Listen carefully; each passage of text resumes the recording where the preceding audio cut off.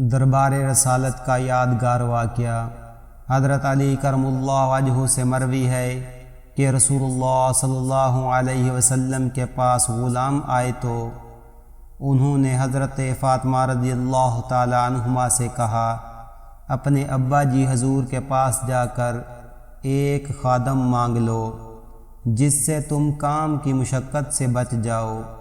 تو حضرت فاطمہ رضی اللہ تعالی عنہما حضور صلی اللہ علیہ وسلم کی خدمت میں شام کے وقت حاضر ہوئیں تو حضور صلی اللہ علیہ وسلم نے فرمایا، بیٹی کیا بات ہے؟ عرض کیا، کچھ نہیں، میں آپ کو سلام کرنے آئی ہوں۔ اور حضور صلی اللہ علیہ وسلم سے کچھ مانگنے سے شرما گئیں۔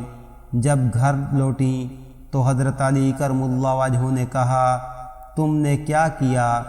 فرمایا، میں نے کچھ نہیں مانگا اور مجھے حیا آ گئی۔ پھر جب اگلی رات آئی تو حضرت علی کرم اللہ وجہہ نے حضرت فاطمہ رضی اللہ تعالی عنہما سے کہا، تم اپنے ابا حضور کے پاس جا کر ایک خادم مانگ لو جس سے تم کام سے بچ جاؤ۔ پھر وہ ابا جی کے پاس حاضر ہوئیں تو ان سے کچھ مانگتے ہوئے شرم آ گئی، حتیٰ کہ جب تیسری رات کی شام آئی تو ہم دونوں اکٹھے نکلے، یہاں تک کہ رسول اللہ صلی اللہ علیہ وسلم کی خدمت میں حاضر ہو گئے۔ تو حضور صلی اللہ علیہ وسلم نے دریافت فرمایا، تم کس سبب سے آئے ہو؟ تو حضرت علی رضی اللہ تعالی عنہ نے کہا، یا رسول اللہ صلی اللہ علیہ وسلم، ہم پر کام کی مشقت ہے، اس لیے ہم نے ارادہ کیا کہ آپ ہمیں ایک خادم عطا فرمائیں جس سے ہم کام کی مشقت سے بچ جائیں۔